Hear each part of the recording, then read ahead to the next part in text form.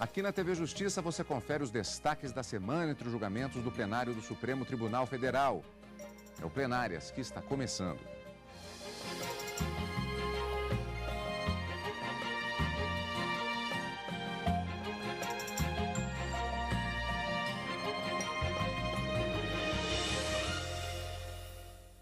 Hoje com os destaques das sessões dos dias 23 e 24 de abril de 2014. Karina, quinta-feira, aquela previsão que normalmente acontece de predominância de matéria penal, e na quarta-feira, que sempre é um dia mais variado, mas nós tivemos uma predominância característica que foi com relação a mandados de segurança relativo a servidores públicos. Eu diria ainda que um resultado bastante positivo na sessão da quarta-feira, porque nós tivemos uma declaração de inconstitucionalidade de 2 dispositivos legais pelo Supremo Tribunal Federal. Um em relação ao artigo 170 da Lei 8.112, que é a lei que disciplina o regime dos servidores públicos federais, e também um outro artigo da Lei de Custeio, a Lei 8.212. Nessa sessão, em um mandado de segurança, de forma incidental, foi declarada a inconstitucionalidade desse artigo da 8.112, e no outro, um caso em recurso extraordinário. Em ambos os casos, como se trata de controle difuso de constitucionalidade, uma declaração de inconstitucionalidade de forma incidental, portanto, vale apenas para as partes, mas já se cria um precedente acerca desses dispositivos declarados inconstitucionais. E na quinta, como você disse, o julgamento de uma única ação penal, absolvendo, mais uma vez, o ex-presidente e hoje atual senador da República, Fernando Collor de Mello, de mais uma das acusações, além das várias, né, que na quinta-feira até a ministra Carmen Lúcia, ao finalzinho do seu voto, ela disse que ele já teria sido respondido a vários processos aqui no Supremo Tribunal Federal, e em todos eles ele acabou absolvido por falta de provas, e essa semana essa circunstância também se comprovou. Já adiantando só um pedacinho da quinta-feira, muita gente durante a semana até disse que esse julgamento sobre o qual havia expectativa para esta semana tinha relação com o processo do impeachment que aconteceu lá atrás. Não tem nada uma coisa com a outra. Não, o julgamento em que envolviam os casos que levaram ao impeachment do ex-presidente Fernando Collor de Mello já havia sido julgado pelo Supremo e determinado seu arquivamento por ausência de provas também. Desta semana eram outras acusações envolvendo outros fatos: corrupção passiva, peculato e falsidade ideológica, em relação à acusação feita pela Procuradoria-Geral da República, no sentido de que havia um favorecimento em relação a uma determinada empresa de publicidade que faria alguns favores ao atual senador, e que por isso estariam comprovados os crimes pelos quais a PGR propôs a denúncia. Mas, de acordo com os ministros do Supremo Tribunal Federal, não existia prova suficiente dessas acusações, e nem mesmo prova de que ele sabia desse conluio ou desses favorecimentos para ele, para pagar uma pensão alimentícia de um filho tido fora do casamento, e, portanto, acabaram absolvendo por ausência de provas. Então, não se trata definitivamente de qualquer ligação com relação ao impeachment lá da década de 90. Bom, já viu que a gente tem que fatiar muita coisa hoje, né? Portanto, vamos voltar à sessão plenária da quarta-feira. Os ministros do Supremo aceitam pedido de servidora do Supremo Tribunal Federal e anulam suspensão de 60 dias imposta a ela. Em outro caso, o plenário negou o pedido de um ex-diretor do Senado Federal, que foi demitido, sob a acusação de se beneficiar do cargo para conseguir contratos entre a empresa dele e um banco. O mandado de segurança questionava ato do presidente do Senado que demitiu um servidor da casa, acusado de se aproveitar do cargo de diretor para conseguir clientes para a empresa dele, a Contact. Ele também é acusado de usar a ex-babá, uma senhora idosa, como laranja. O acusado alegou falta de prazo para as alegações finais e que não foi comprovado nenhum benefício à Contact. O relator do caso, o ministro Marco Aurélio, entendeu que não teria qualquer nulidade ou vício no processo e, por isso, negou o pedido. A decisão foi unânime. As mencionadas provas serviram apenas a demonstrar a ligação existente entre o impetrante e Bianca Machado e Dias, esta última analista de crédito da empresa Contact.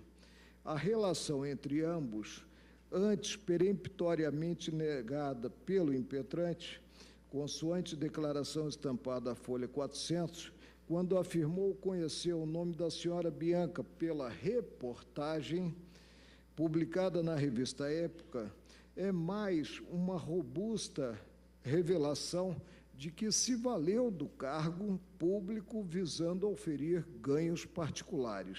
Os ministros ainda discutiram um caso de um servidor que foi suspenso por 40 dias do trabalho pelo presidente da República. O impetrante alega que a decisão foi tomada após o prazo prescricional e pede que as anotações feitas na ficha do servidor sejam retiradas, porque a punição não tem valor jurídico por conta da prescrição. O ministro Dias Toffoli, relator do caso, abriu a discussão sobre a ilegalidade de artigo da Lei 8.112. Eu estou concluindo, senhor presidente, pela declaração incidental da inconstitucionalidade do artigo 170 da Lei 8.112 de 90. A maioria dos ministros concedeu a ordem e declarou a inconstitucionalidade incidental do artigo 170 da Lei 8.112, a lei que disciplina o trabalho dos servidores públicos federais. No julgamento de outro mandado de segurança, os ministros concederam o pedido de servidora do Supremo Tribunal Federal e anularam a suspensão de 60 dias que tinha sido aplicada a ela. A servidora alegou que a suspensão acima de 30 dias deve ser aplicada pelo diretor-geral da Casa. Para a ministra Carmen Lúcia, o presidente não justificou a solicitação do processo para análise e, por isso, violou o direito líquido e certo da impetrante. Quando houve a transposição imediata do processo para a solução pelo presidente, suprimiu-se um direito que pode ser rotulado de líquido e certo da impetrante, que seria o de ela ter o direito ao reexame, uma vez que aqui a pena não era da competência, a ser aplicada não era da competência do presidente, e ele não avocou por alguma razão que justificasse essa supressão, digamos, de um dado. Já o ministro Ricardo Lewandowski entendeu que o presidente tem competência para suspender servidores. Entendo que quem pode o mais pode o menos. Se o presidente pode aplicar a pena de demissão e cassação de aposentadoria ou até a pena de disponibilidade, ele pode aplicar a sanção de suspensão. Mas a maioria dos ministros concedeu o pedido da servidora, que teve a suspensão de 60 dias anulada. Na segunda parte da sessão, os ministros discutiram a constitucionalidade de contribuição previdenciária de 15% sobre o valor de nota fiscal emitida por cooperativas. O Tribunal Regional Federal da Terceira Região havia entendido que a exigência é constitucional, mas, segundo a recorrente, ela não poderia ser cobrada e deveria ser editada por lei complementar e não por lei ordinária. O plenário entendeu que o inciso 4º do artigo 22 da Lei 8.212 é inconstitucional e que esta alíquota de 15% não deve incidir em casos de serviços prestados por cooperativas. Com a redação conferida pela Lei 9.876, incidente sobre o valor bruto da nota fiscal ou fatura de prestação de serviço relativamente a serviços que lhes são prestados por cooperados, por intermédio de cooperativa de trabalho, não se confunde com a que anteriormente estava positivada no artigo 1º, inciso 2 da Lei Complementar 84 de 96. Nem veicula mera hipótese de retenção tributária a cargo das tomadoras de serviço. Trata-se de contribuição social nova, incidente sobre base econômica de que é titular uma pessoa jurídica, que é a cooperativa, e, portanto, não enquadrável entre as indicadas na linha A do inciso 1 do artigo 195 da Constituição, que permite a incidência das contribuições sobre rendimentos pagos ou creditados, entre aspas, a qualquer título à pessoa física que lhe preste serviço. Contribuição destinada a financiar a Seguridade Social, que tem a base econômica estranha àquelas indicadas no artigo 195 da Constituição, somente poderá ser legitimamente instituída por lei complementar, como determina o artigo 195, parágrafo 4º da Constituição. Por essas sintéticas razões, eu também acompanho o relator, dando provimento. Bom, Karina, na sessão plenária da quarta-feira, tivemos entre os julgamentos pelo menos 2 seguranças concedidas, nos mandatos de segurança que foram julgados, e tivemos a inconstitucionalidade de artigos de leis diferenciadas. Eu gostaria de chamar a atenção para uma especificamente, que você havia anunciado, inclusive, antes da reportagem, que é a declaração de constitucionalidade de artigo da Lei 8.112. Por que a inconstitucionalidade? Qual a grande repercussão que existe? Aqui nós podemos dizer que durante a quarta-feira, a primeira parte da sessão foi destacada para a discussão de processos disciplinares de servidores públicos. Um primeiro, no caso do Senado, os ministros mantiveram a decisão de demissão, porque nenhuma das nulidades que foram arguídas no mandado de segurança foram verificadas. O ministro Marco Aurélio reafirmou uma jurisprudência já assentada de longa data, no sentido de que o Poder Judiciário, sobre um ato administrativo, ele teria apenas a possibilidade de aferir a legalidade do ato e ele não conseguiria ver, não vislumbrava qualquer mácula nesse processo administrativo disciplinar. No segundo mandado de segurança que foi julgado, envolvia um servidor do Poder Executivo Federal e que a ele teria sido imposta uma suspensão disciplinar, em razão de um processo disciplinar, com base na Lei 8.112, mas que depois de aplicada pelo presidente da República essa suspensão, o presidente voltou atrás e verificou que aquela punição não poderia ser levada adiante porque a infração já estaria prescrita, ou seja, ele não poderia ser punido por aquele fato que ensejou o procedimento administrativo e que, portanto, declarou extinta a sua punibilidade. No entanto, o artigo 170 dessa Lei 8.112 diz assim, que, extinta a punibilidade pela prescrição, a autoridade julgadora determinará o registro do fato nos assentamentos individuais do servidor. Para os ministros, esse dispositivo representa uma violação do princípio da inocência ou da não culpabilidade. Se ele não pode ser punido por um fato que, em razão da prescrição, deve ter a sua punibilidade extinta, por que registrar no seu registro nos seus assentamentos pessoais que aqueles fatos ocorreram? Não haveria justificativa. Lembro até a ministra Carmen Lúcia, durante o julgamento, dizendo, amanhã ou depois, um outro diretor que tiver acesso a essas informações do servidor pode interpretar mal. E, na verdade, ele não foi punido em razão da prescrição. Portanto, nesse caso, de forma incidental, fazendo o que a gente chama de um controle difuso de constitucionalidade, de forma incidental nesse mandado de segurança, o artigo 170 da Lei 8.112 não foi aplicado. Os ministros, por maioria, entenderam que o assentamento não deveria ocorrer, mas o ministro Teori Zavascki ficou vencido em relação à declaração de inconstitucionalidade. Mas mesmo com o voto vencido do ministro, não houve qualquer problema de quórum e a declaração de inconstitucionalidade do 170 para esse caso específico acabou acontecendo. E um outro mandado de segurança envolvendo também uma servidora, agora não do Executivo Federal, mas sim do próprio Supremo Tribunal Federal, ela pedia a anulação de uma suspensão de 60 dias e que teria sido, segundo ela, aplicada essa pena de suspensão pelo presidente do Supremo e não pelo diretor-geral, conforme determina a Lei 8.112, dizendo assim que quando se tratar, até o ministro Ricardo Lewandowski, no trechinho que nós revimos, ele disse, lendo a lei, o presidente ele pode tomar as decisões quando envolver a cassação de aposentadoria, a disponibilidade de um servidor e quando se tratar de suspensão acima de 30 dias, será o órgão imediatamente inferior ao presidente daquele determinado órgão, aqui no Supremo seria o diretor-geral. E essa argumentação foi acatada pelos ministros, mas numa decisão tomada por maioria de votos, não houve unanimidade, mas a maioria que se formou foi no sentido, sim, de que essa suspensão teria sido aplicada pelo presidente, quando não deveria sê-lo, e sim pelo diretor-geral. Então, 3 mandados de segurança envolvendo uma mesma lei e a interpretação dessa 8.112 com uma declaração de constitucionalidade. Karine, como você bem disse, na quarta-feira, o tema prescrição, ele também foi bastante debatido e, por outros motivos, como vamos ver agora, ele voltou também a ser debatido na sessão plenária da quinta-feira. Vamos rever agora na reportagem como foi. O plenário do Supremo Tribunal Federal absolveu por falta de provas o ex-presidente da República, Fernando Collor de Mello, dos crimes de peculato, falsidade ideológica e corrupção passiva. De acordo com a denúncia, o ex-presidente da República e atual senador Fernando Collor faria parte de um esquema que desviava dinheiro público para empresas de publicidade no início da década de 1990. Collor pagaria a pensão a um filho que teve fora do casamento com esse dinheiro.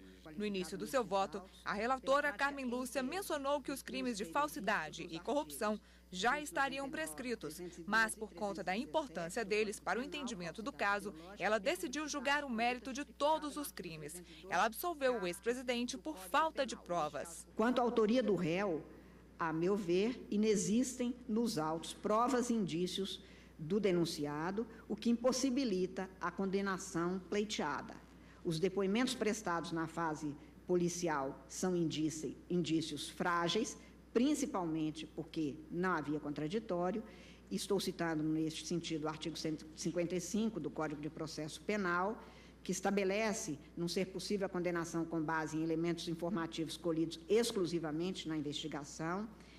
E assevero ainda que não se está a dizer que o réu teria ou não sido autor das práticas imputadas como delitos, mas nos limites desta ação penal, conclui-se não existirem provas suficientes para a condenação, pelo que deve ele ser absolvido, na minha compreensão.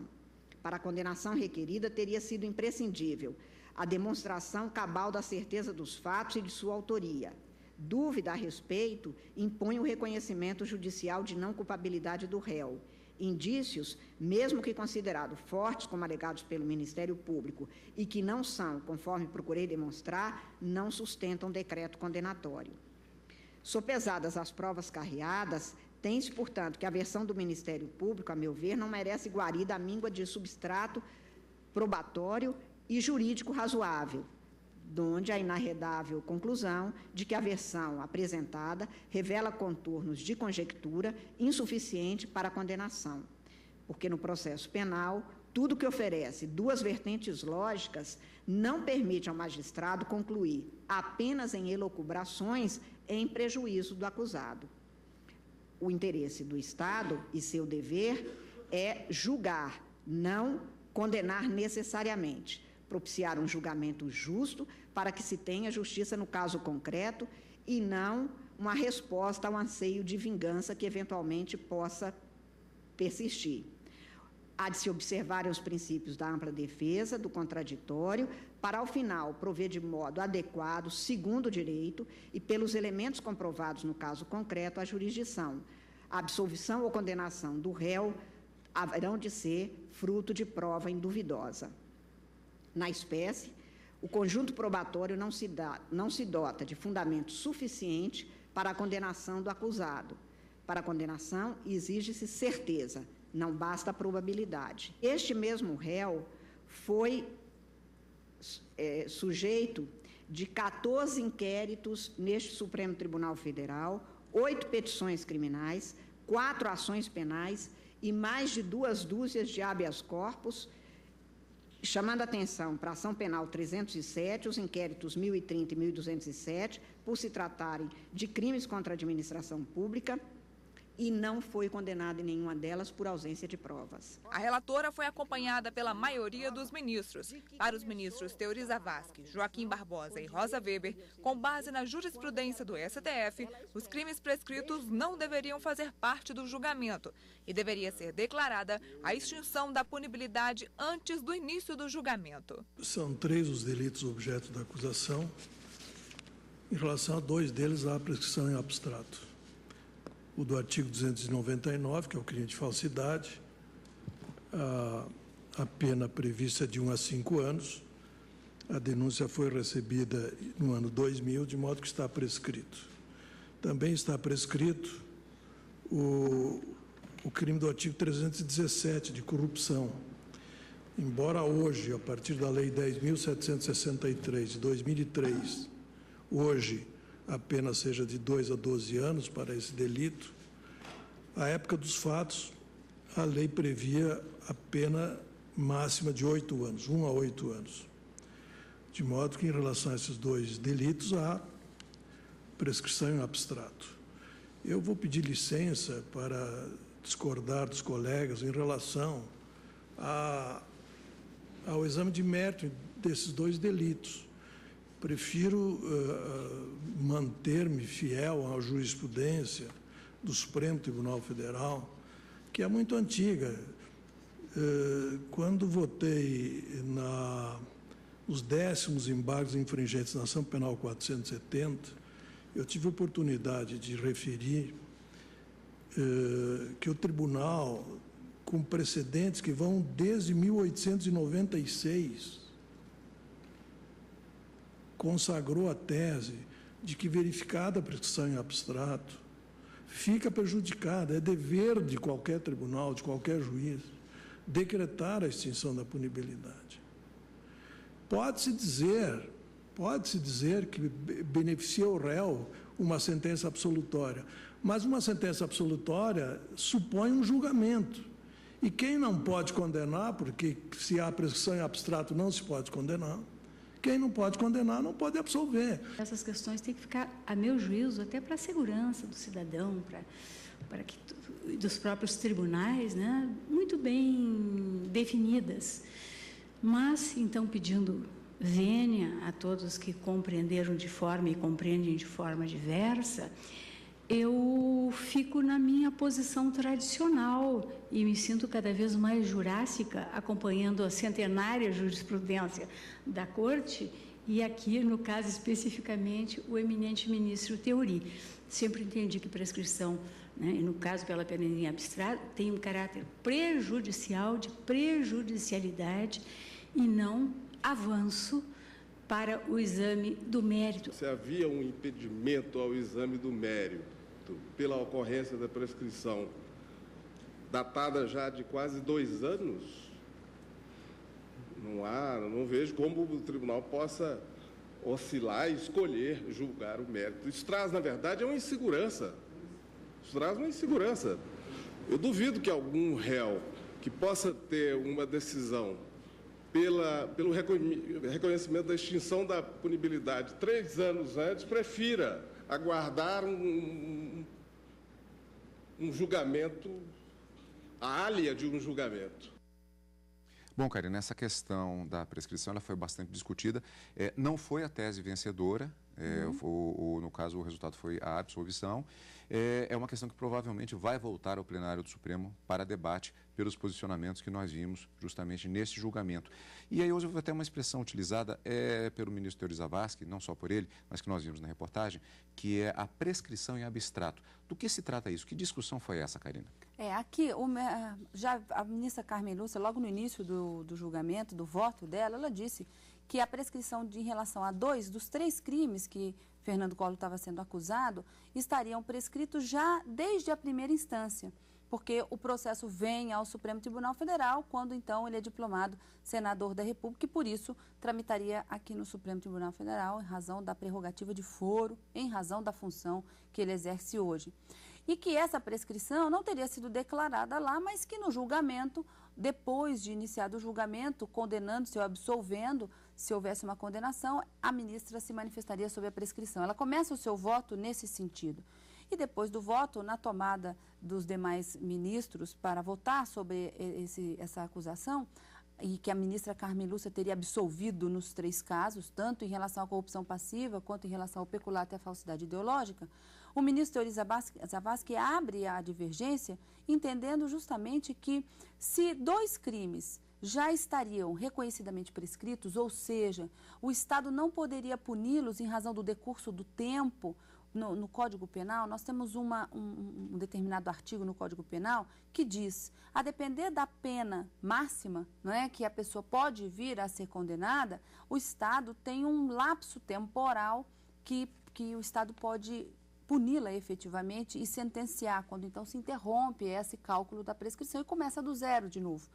Para os crimes de corrupção passiva e de falsidade ideológica, esse lapso temporal já teria se exaurido, numa vez que os fatos teriam acontecido em 1991, 92, e mais de 20 anos já se passaram. Então, para o ministro Theory Zavascki, a declaração da extinção da punibilidade em razão a esses 2 crimes, se considerada a pena máxima que eles poderiam, que o réu poderia sofrer caso viesse a ser condenado, ele não poderia mais cumprir nenhuma pena em razão dessa prescrição. Então, ele disse, bom, se já estão prescritos, não há que se julgar o mérito. E isso teria que ser feito lá atrás, uma vez que seria matéria de ordem pública e, portanto, Foi o que o ministro Joaquim Barbosa disse no finalzinho do seu voto, não é? É melhor você ter declarado a extinção da punibilidade no início do processo, ou então quando ela se verifica, do que se submeter ao final do julgamento e ficar aí a deriva, a sorte, não é, de ser absolvido ou o azar de ser condenado. Nesse caso, a ministra Carmen Lúcia votou pela absolvição e essa maioria que se formou. Ficaram vencidos o ministro Teoriza Vasque, Rosa Weber e Joaquim Barbosa, foram os três, não é, que na verdade reconheciam a prescrição da pretensão punitiva em relação aos 2 delitos e também absolviam em relação ao peculato. No frigir dos ovos, ação arquivada, o senador, o atual hoje senador Fernando Collor de Mello, absolvido em relação a esses 3 crimes acusados por falta de provas. O ministro Ricardo Lewandowski, ele divergiu também em relação à ministra Carmen Lúcia, mas apenas quanto à absolvição dentro dos fundamentos dos incisos do 386 do Código de Processo Penal, mas também o resultado acaba sendo o mesmo. Absolvido, como eu disse no direto do plenário, menos uma ação penal tramitando no Supremo. Sessão plenária da quinta-feira, portanto, e assim nós encerramos os destaques da semana no plenário do Supremo Tribunal Federal. E continuamos, como sempre, nos encontrando quartas e quintas-feiras, não é, Karina? Quartas e quintas, ao vivo, no direto do plenário e no final de semana no Plenárias. Como sempre, nós agradecemos a sua presença conosco, obrigado pela companhia e continue conosco na TV Justiça.